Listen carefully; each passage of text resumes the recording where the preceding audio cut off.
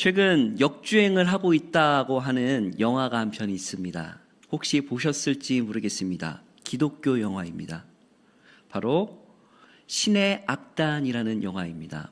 오늘 카운트를 해보니까 벌써 70만 명이 봤습니다. 제가 처음 봤을 때는 20만 명, 얼마 안 보겠구나 싶어서 빨리 봐야겠다 싶어서 봤는데 지금 입소문이 나서 지금 70만 명 늘었습니다. 한번 보시는 것을 추천드립니다. 이 영화는 북한에서 음악을 하던 악단의 사람들이 신앙의 자유를 찾아가는 이야기를 그리고 있습니다. 이 영화의 모티브는 물론 픽션입니다마는 실제로 94년도에 칠곡교회라는 가짜 부흥회 사건이 있었던 것을 모티브로 하여서 만든 영화입니다. 가짜 부흥회 사건을 모티브하고 있는데 내용은 이렇습니다. 미국에게 원조를 받으려면은 너희가 평양에다 교회 하나를 세워라. 하지만 가짜로 세우지 말고 실제로 너희들이 부흥회를 해서 그것이 외국 연맹에게 감사를 받게 해라 라고 하는 영화입니다. 그러니까 공산당에서는 그 돈을 받기 위해서 어떻게 합니까? 가짜 부흥회를 만들어야 되는데 그걸 누구한테 시킵니까? 보이부에다가 야 니들 이 처리해 라고 하니까는 보이부 직원들이 간부들이 아니 어제까지 예수쟁이 때려잡다가 무슨 또 예수를 찬양합니까? 라고 하니까는 야 그러면은 이 좋은 자리 너 줄 테니까 그거 해 하면서 꼬시면서 이야기가 시작됩니다. 개인적으로 이것을 다 이제 설명은 못 드립니다만은 제 개인적으로 가장 인상 깊었던 장면은 보이부 간부가 가짜로 찬양을 부르면서 가짜로 성경을 읽으면서 거기서 모르게 자신도 모르게 은혜를 받고 자유를 경험하고 해방감을 누렸다는 고백을 하는 간증의 장면이었습니다. 공산 정권의 가짜 자유가 아니라 복음으로서 진정한 자유를 느낀 그는 복음에서 느끼는 그 자유를 느낀 것은 그들은 어떻게 됩니까? 사람이 변하게 됩니다. 영화는 그 길 위에서 사람들이 점점 자유로워지는 신앙의 모습을 보여주게 됩니다.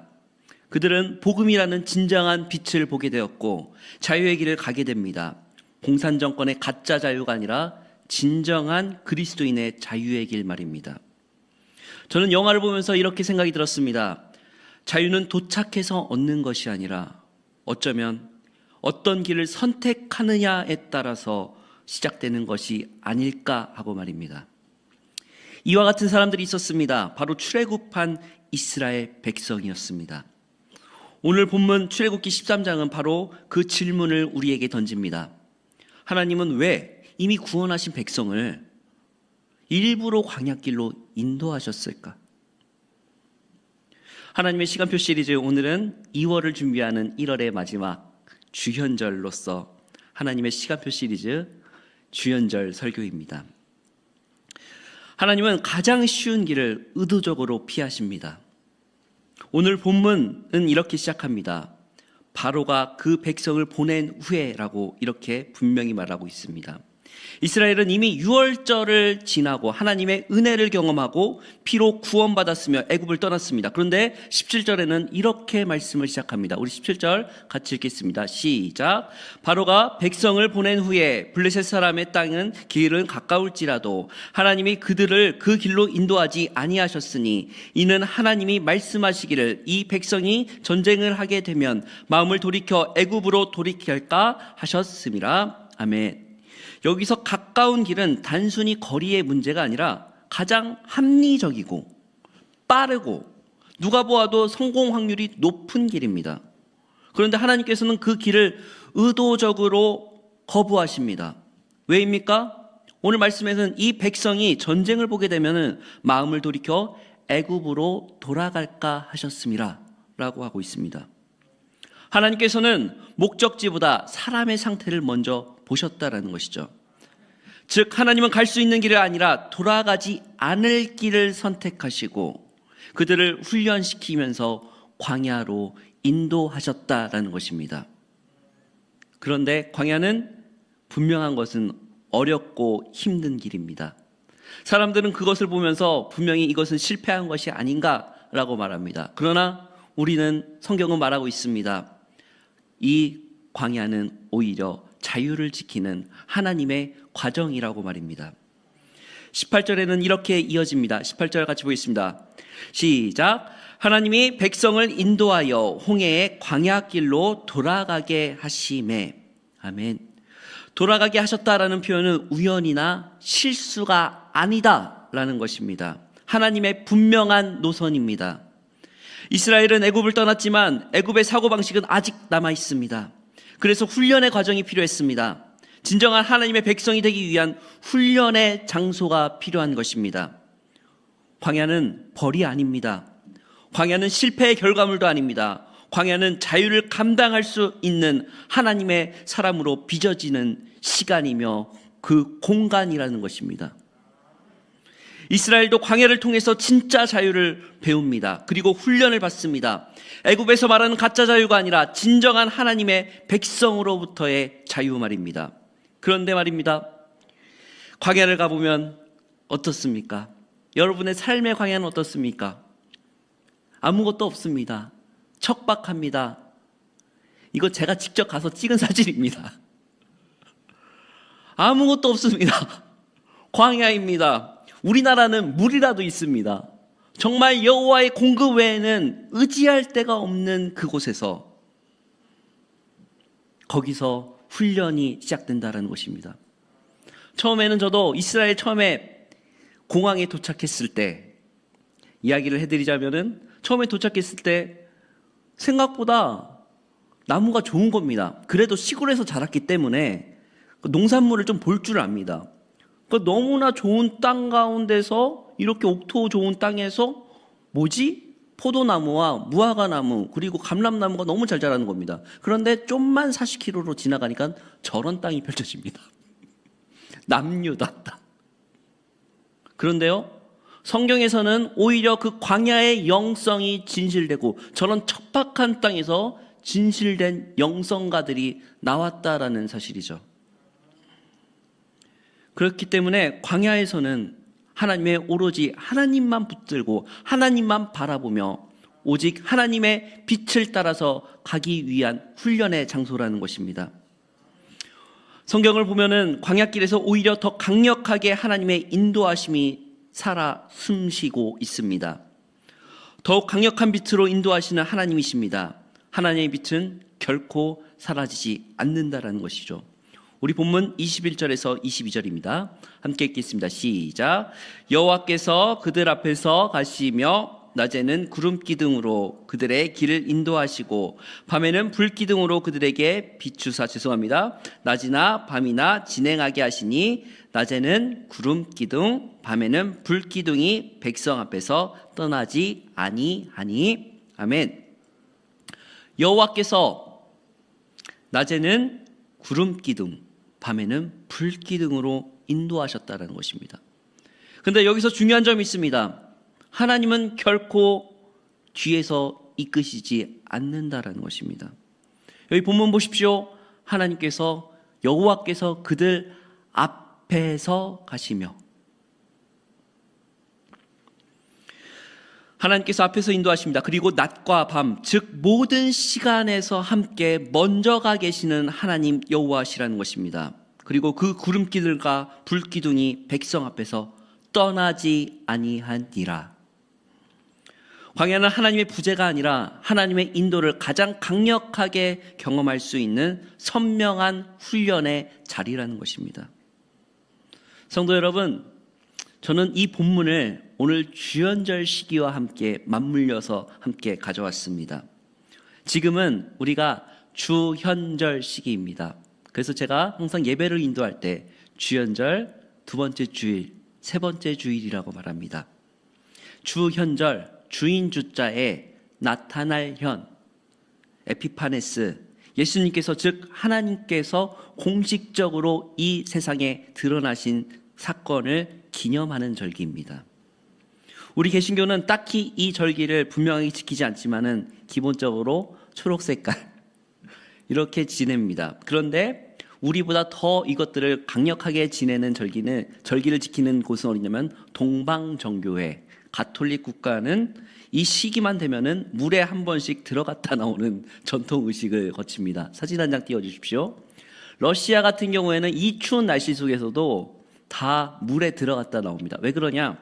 무엇을 기념하려고 하냐면 예수님의 세례를 기념하기 위해서 이렇게 전통 의식을 펼칩니다.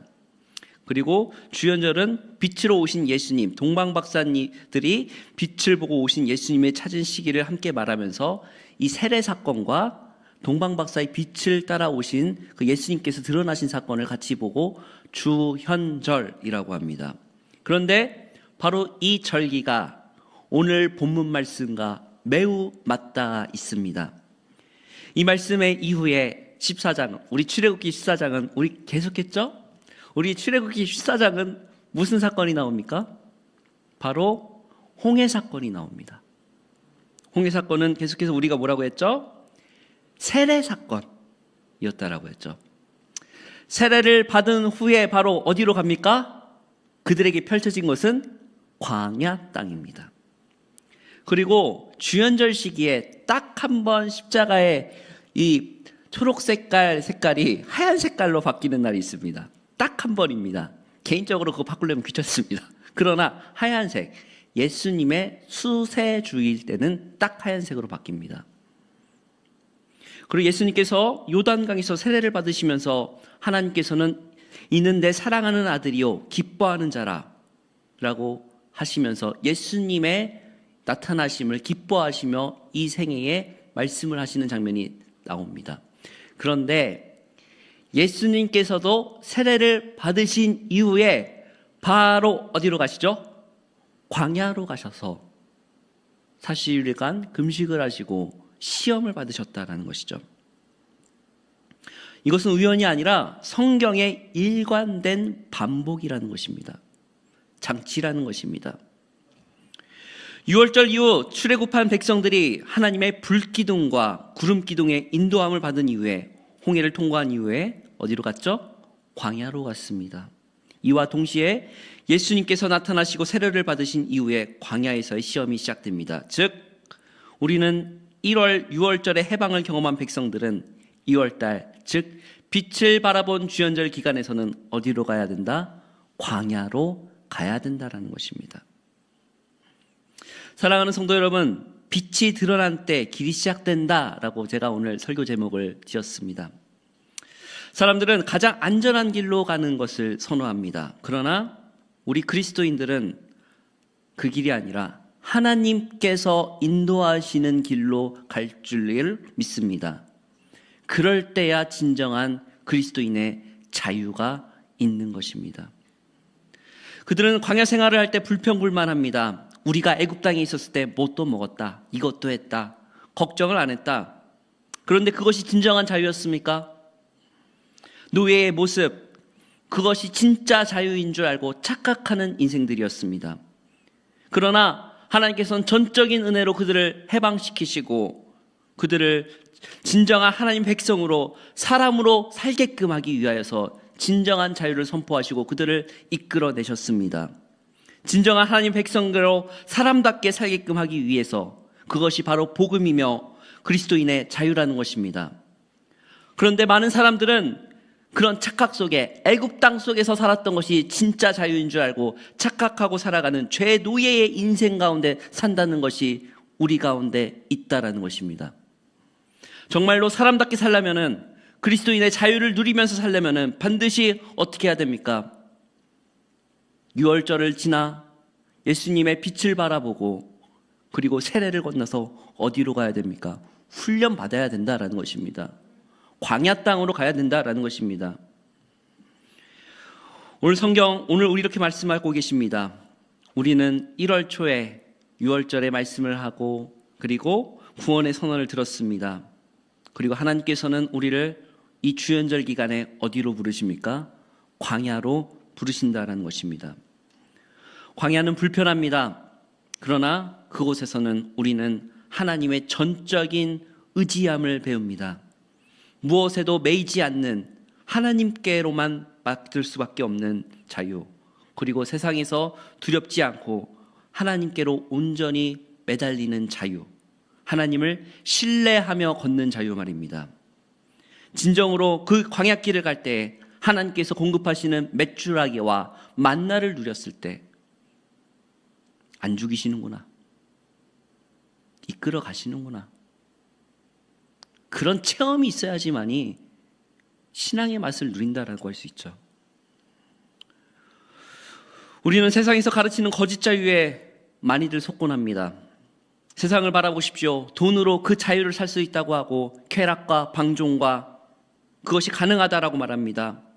방종으로서 서로의 몸을 탐하고 동성애가 괜찮다라고 거짓 자유를 외치면서 말합니다. 그것이 진정한 자유입니까?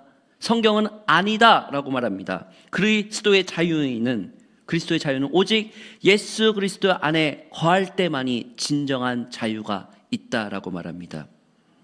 진리가 너희를 자유케 하리라 라는 그 말씀은 예수 그리스도의 진리의 복음을 알고 그 안에 거할 때, 특별히 우리 교회의 말로 말하면 나중 예사를 경험하고 나는 죽고 예수 그리스도 살아갈 때, 그리고 무엇보다도 훈련할 때 그것이 진정한 자유가 나온다라는 것입니다.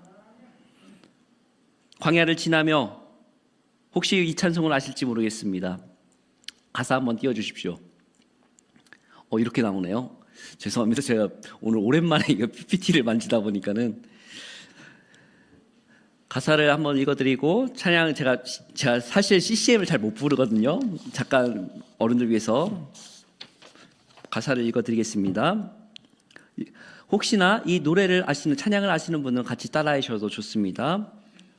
왜 나를 깊은 어둠 속에 홀로 두시는지, 어두운 밤은 왜 이리 길었는지, 나를 고독하게, 나를 낮아지게, 세상 어디도 기댈 곳 없게 하셨네. 광야에 서 있네. 주님만이 내 도움이 되시고, 주님만 내 빛이 되시는, 주님만 내 친구 되시는 광야.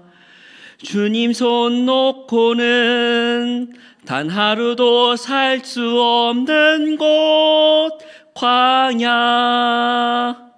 광야에 서 있네. 넘겨주십시오. 우리 2절부터는 한번 같이 읽어볼까요? 시작.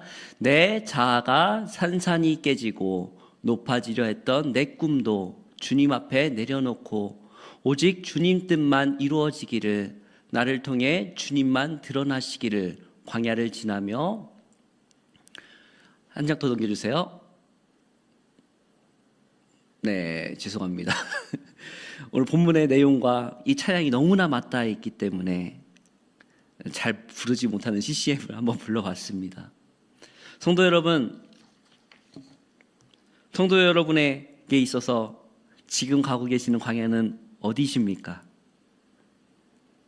사람들은 그 광야가 굉장히, 저 사람은 세상의 기준으로 봤을 때 실패했어, 아니야 라고 말하지만, 우리 오늘 말씀은 분명히 말씀하고 계십니다. 그 광야에 내가 너를 인도한다, 내가 너를 책임진다, 내가 너를 불기둥과 구름기둥으로 인도한다. 거기에 거할 때 진정한 그리스도인의 자유가 있을 줄을 믿습니다. 세상의 기준으로서 나의 기준이 깨지고 나의 꿈이 산상조각 나더라도 오직 여호와 하나님께만 붙들 수 있을 때, 그 가운데 진정한 자유가 있을 줄 믿습니다.